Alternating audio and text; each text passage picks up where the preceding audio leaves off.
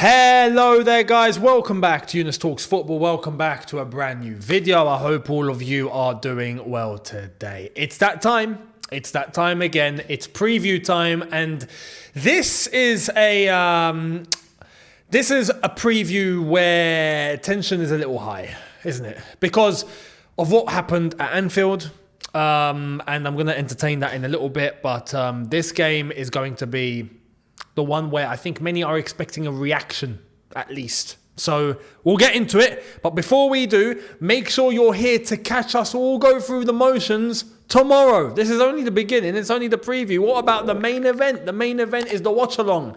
And that's tomorrow. Make sure you're hitting the subscribe button and the notification bell to be notified once I go live. We can watch the game together. And obviously, after the game, I will give you my post-match thoughts and my review will be dropping straight after. So make sure you're here for all of that. And like I've said, we are here waiting for a reaction because what we saw at Anfield against Liverpool was unacceptable. An absolute calamity, right? Embarrassment. Matisse put it beautifully. I think he managed to use, 9 or 10 different ways to describe it. I mean, fair play, that's talent. Because for me, sometimes I end up struggling to find the adjective. I'm like, how am I describing this one? This one is taking a new low, right? So with Anfield, that was bad enough. The minimum that Chelsea fans are now expecting is to see a reaction. Yeah. Can we see some sort of cojones, as Troy Deeney used to beautifully say? Can we? You know, Wolves are not going to be easy. And I know some people are relying on the fact that Chelsea have won a few games at home now, therefore our home form is unbelievable and we're back. I've not gone down that route at all. I've given credit for what was deserved, but I've not gone down that route of, oh yeah, we're back at the bridge, guys. Like, what? Because we beat Middlesbrough. Because we beat Preston. Because we beat Sheffield United. You know, and Sheffield United is a Premier League team, at least, right? Aston Villa currently beating them 3-0 in the first 20 minutes. That basically tells you everything you need to know about Sheffield United. That's currently going on. But with the championship teams like Middlesbrough 6-1, yeah, we pummeled 6 past them. But as I've said, mid-table championship team, that result sounds about right. That sounds normal. And we done that, and fair play. But not to mean that when a team like Wolves are going to come to the bridge, that all of a sudden, just because we're at home, straightforward. It's not going to be straightforward. And this is why I have to be fair. If Chelsea do get a good win tomorrow, that is one win that I look at and go, okay, fair play. Fair play. That is what I'm expecting now. If we get it. Because Wolves are not going to be easy. Why? Wolves are basically exactly where we are in the Premier League table. They're 2 points behind us. If they win, they go above us tomorrow. So that's definitely going to be a sense of motivation for them. And for Wolves, the way that they lost to Manchester United just a couple of days ago was unexpected. It was unexpected for Wolves to get back into the game in the way that they did. And the way that they got that equaliser in the 96th minute, I think it was, unbelievable, right? I'm thinking, oh my God, Man United have thrown this away. But Wolves were playing with a sense of intensity, physicality, technicality that they didn't show all game, but was enough at the end for them to be able to get back into the game. And then 1 minute later, Mino just goes, yo, give me the ball. Bish, bash, bosh. Bottom corner. I've saved the club. That's it. And Wolves are left in the mud.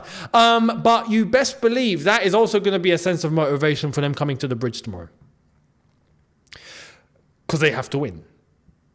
But this also means for Chelsea, we have to win. So we're expecting a reaction because we cannot put on the same sort of performance that we saw against Liverpool. And the fans are definitely going to be expecting to see something tomorrow. Because there is a tide turning at the moment. We're all hearing it more and more and more and more as it goes, right? Fans are beginning to lose interest. Fans are beginning to go, match-going fans, I'm talking specifically, are beginning to go, I don't know what I'm watching here. I don't recognize this. What are we doing? They don't feel the connection. How many, over the past, since the Liverpool game, the amount of people online and that I've also had words with that have said, I don't feel a connection. I'm losing connection with this club. The players, the manager, the team, everything, the club as a whole, we're losing connection. And that is honestly what it feels like. I can't deny it. That is what it feels like. We're still here. We will always be here. We'll be here if we're playing in League Two, right? But that connection ain't there. This needs to be rectified on the pitch. The only way that's going to be rectified is through results. The fans need something to believe in, and they're not getting it. Simple as that. And that result at Anfield was just embarrassing. Everything from minute one to the end was just a joke. So it cannot continue. The run of games we have coming up, we got Aston Villa in the replay, by the way, still not sold out. That tells you exactly what I was just saying. That proves my point. An FA Cup replay at Villa Park with the away end, that's still not sold out. Mad. When does that happen? Never. Tickets are on the exchange, ready to be bought. If you want to go to Villa Park, go on the exchange, they're there. Get yourself a ticket. They're there. They're never there normally. So that's just goes to show the levels. We got Villa Park, FA Cup replay, Aston Villa. Palace in the Premier League next, and they've just got battered by Brighton 4-1 today. So you best believe, I'll be shocked if Roy Hodgson will be there for that. So it would be typical for Palace to get a new manager just in time to play us, wouldn't it? At Selhurst, it would be. New manager bounce, fantastic. It just would be. That's just something that's not going to help us whatsoever. And then, who have we got? Man City at the Etihad, fantastic. And then the run of games after that is a madness. So tomorrow is a must. Tomorrow's a must. It's a must. It's a must. It's a must. It's a must. And especially taking into consideration the last game at Anfield. And like I've just mentioned, the Man City game at the Etihad, what comes after that? Yeah, the cup final at Wembley against Liverpool. So this is why we need to urgently get some sort of momentum going here. And it comes tomorrow. If it doesn't come tomorrow, there could be problems. As I've said, FA Cup replay. What's going to happen there? And then probably a new manager bounce at Selhurst. What's going to happen there? And then the Etihad. And then the cup final. Like tomorrow, we need to win. We need a result to calm things down. It has to be done. So, let's see. But Wolves won't be easy. And do not underestimate them. I'm not underestimating them whatsoever. Chelsea need to go out tomorrow with an attitude. Chelsea, look, players, there's one common thing here, right? And we saw this yesterday with the whole social media stuff and everything that kicked off. And I'm not looking too much into that, to be honest, because I don't think it is what it actually says on the tin. But we need the players, manager included, to be honest, I sum it up as the whole club. But if we're talking on a match day, the manager and the players collectively need to develop an attitude of killing a killer's instinct. We have to. We need to stop being so wishy-washy, so soft, and so like. Even if we're not playing well, cool, but please go out there for 90 minutes and just go and break some legs, man. Like, I don't mean literally. I don't mean go and get stupid yellow cards, but that attitude needs to be there. We need to see tomorrow that the players are present, man, that we're in control. We are going to win this game. Like, that sort of attitude, it doesn't exist at the moment, man. The way that we got rolled over at Anfield was laughable. Players were scared to go in for challenges. We were losing second balls. We were losing every single duel. It was weird. The whole thing was just weird. We can't have that. Tactically, I think we're let down. Pochettino, I don't think has a hold on this whatsoever. That's evident. That's the sort of manager we brought in, though. That's what we've brought in. This is why it shouldn't have happened in the first place. These sort of level managers, it's just no. We need a top gaffer. But again, that's going to come when the time comes. But that's no surprise as to also why we're not playing well. But the bare minimum that players can do is to prove it to yourselves. Forget us, or forget even the manager. Just prove it to yourselves. Prove to yourself that you can actually go out there and do it for your own sake. And stop being too comfortable. It feels like we're too comfortable. We got to get rid of this. So tomorrow, we have to see a difference. There has to be a difference. Now, if we're talking in terms of team news, there are a couple of players that are back, and the absentee list is not as severe as it was looking before. I'm going to show you what the starting 11 I think needs to be. And look, this starting 11 I think is basically what everyone has been waiting for, right? And we saw a glimpse of it against Liverpool when we got the goal that Nkunku scored. But even then, it wasn't enough, and it wasn't even close. But we've also got one more name that's come back now, and I'm going to explain everything as we go along. So without further ado, actually before I get into the starting 11, Wolves, because we've got to talk about Wolves and who we're playing.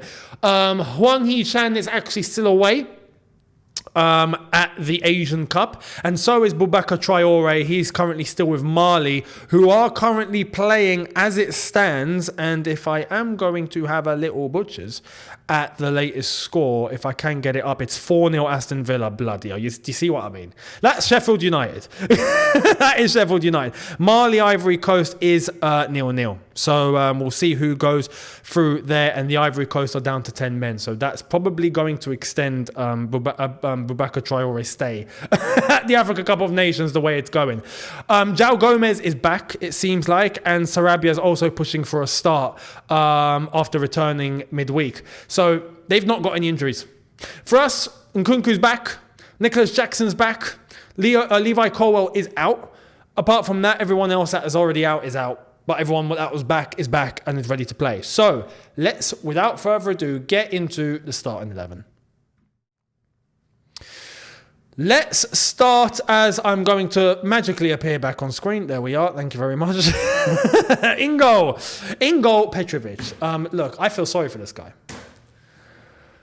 He's the one player, right, in this whole squad right now. And you can put Nkunku aside and maybe even Gusto, but they've been involved. Gusto's been involved. Nkunku, not so much. I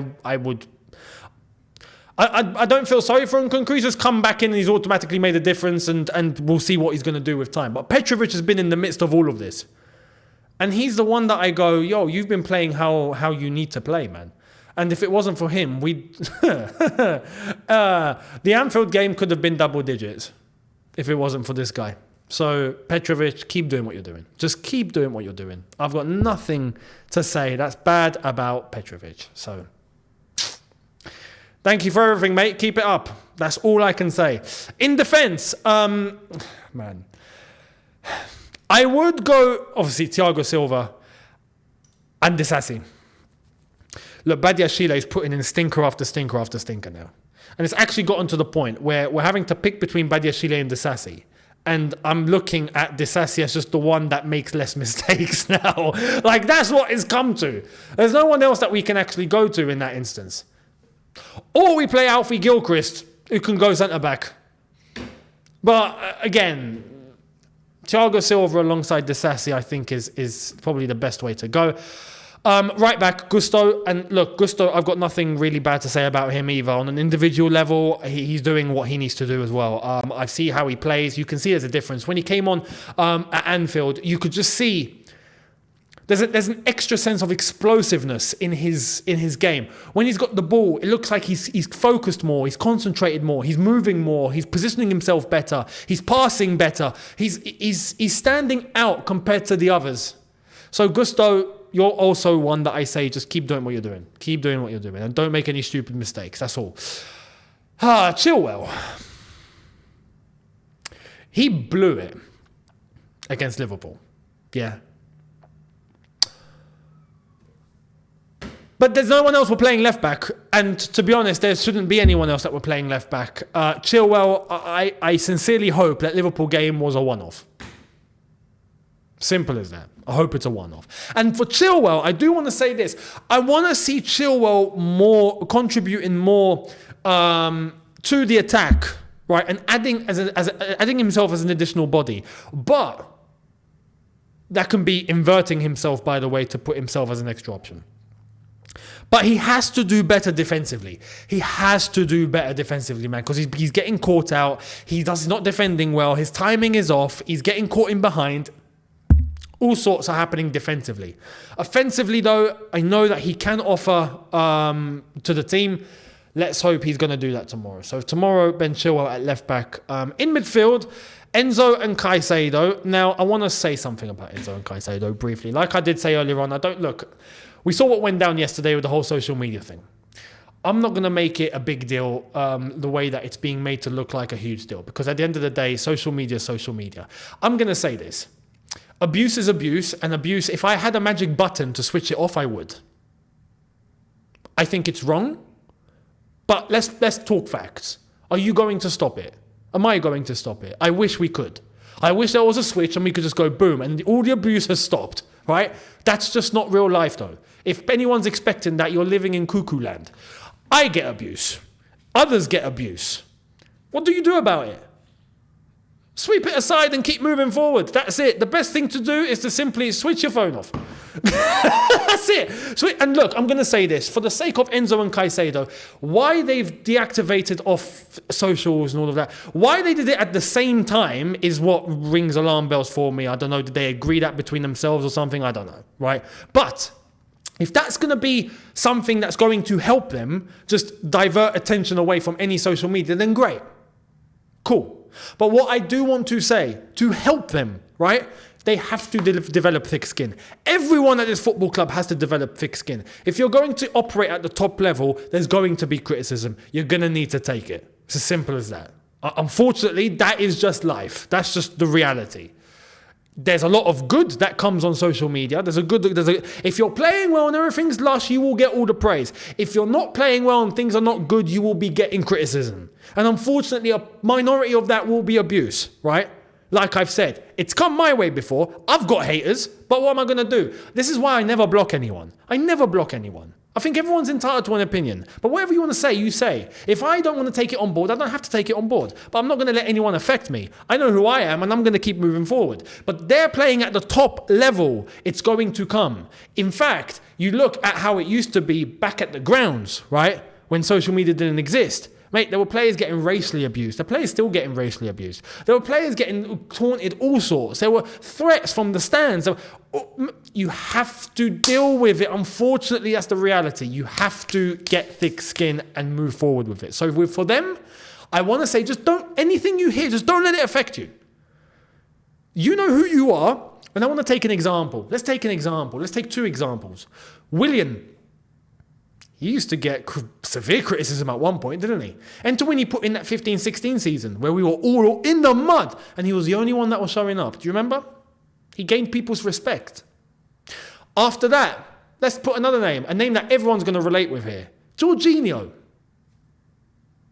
Jorginho was getting abused at the grounds by the fans. The match-going fans were on his case, booing Jorginho week by week. And Sarri, for that matter. And he was getting the abuse online. He was getting abuse. What did Jorginho do? He got on with it. He just got on with it. And with time, bit by bit, all of a sudden, he's gaining everyone's respect. He was also part of the team that won the Champions League, and boom. From that moment, all you heard was, Jorginho, Jorginho. He gained everyone's respect. That's the only solution. That's the only way out. So for Enzo and Caicedo, I'm going to say, don't let any flipping words, even mine, don't let it affect you. Don't let it affect you. Keep moving forward and just focus on yourselves. Don't try and prove everyone else wrong. Try and prove yourself right. That's the most important thing. Simple as that. So if you can't handle that, you won't make it at the top level. That's just the truth. That's just the truth. So I'm going to say both of them in the midfield tomorrow. But again, Pochettino's not helping them either here. Pochettino's not helping them. The setup for both of them is completely wrong. I do agree to as good extent that Caicedo is left exposed many times.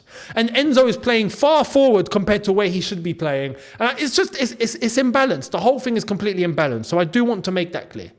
So for me, those two play, but they got to be used correctly as well. And they got to have certain amounts of protection too. So I'm talking defensively. If not, we get caught out. So those two right there. And part of that I think we can actually offer tomorrow is Nkunku ahead of them. Nkunku against Liverpool at Anfield was the only one, like I said, that came on and you could just see a level. You could just see a level compared to everyone else. Everyone looked like babies and he looked like the only decent aged player in the team that knows what he's doing, right? So Nkunku, for me, you are back in and you're playing 90 minutes from now on. Simple as that. Welcome back. Welcome back. The front three, now this is also where it gets a little bit mad. I'm going to start Cole Palmer. Cole Palmer on the right. Because we have to. Don't play him up front ever again. Please. I'll get to the striker in a bit. But Cole Palmer on the right. Sterling has to. Look, if it was up to me, he'd be dropped. But then you look at the options. Who's playing if it's not going to be Sterling? Mudryk? For me, look, I've come to the conclusion he's not a Premier League footballer. I'm done. Mudryk, for me, is not a Premier League footballer. You see, now, I've got to be honest. This is, what I've just said is one of those things that will be misconstrued and taken as abuse or something, and all of a sudden, Mudryk's affected. No, but I'm going to come on here and tell you what I think, right? I'm not saying anything personal. I'm saying on a professional level, he is not looking like a Premier League footballer whatsoever. So for me, I'm sorry. If I have to pick between Sterling and Mudryk, I'm going to pick Sterling. Madueke, it's just not good enough. It's just not good enough. So for me, I wish we had another option. If it was down to me, none of them would play. Sterling included. Sterling's been poor. None of them would play. But it's got to be. It's got to be Sterling. Because at least with Sterling, I know there might be a moment there. At least I know tomorrow could be the day he scores 2. It has happened. So Sterling for me on the left, Cole Palmer on the right, and up top, I'm going to put, welcome back, Nicholas Jackson. Now, I got to say this about Nicholas Jackson. I'm expecting something from him. Why? Because he went away to AFCON. He was training in a very, very hard climate to play in. We saw this Africa Cup of Nations. Mate, it's 35, 36 degrees, 80, 85%, sometimes 90% humidity. Those guys are playing at hell right now, right? Or in hell. They're playing in hell. Nicholas Jackson has spent the last 3 weeks or so conditioning in that environment. And he's only played in 4 games, 96 minutes total. He's ready. You best believe he's come back to London. You're back in this cooler climate, mate, and you've only played 96 minutes in 4 games. You should be raring to go 200%. The bar is green. You're ready to go full-on intensity, non-stop. But you should be surpassing everyone else. I want to see energy from Nicholas Jackson tomorrow. I want to see him moving like he's never moved before, because he should be in that physical condition after coming back from AFCON. He should be.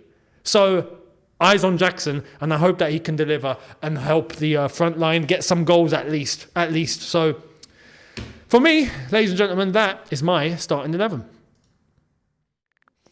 As I tell you guys to hit the subscribe button and the notification bell as I give you the prediction for tomorrow.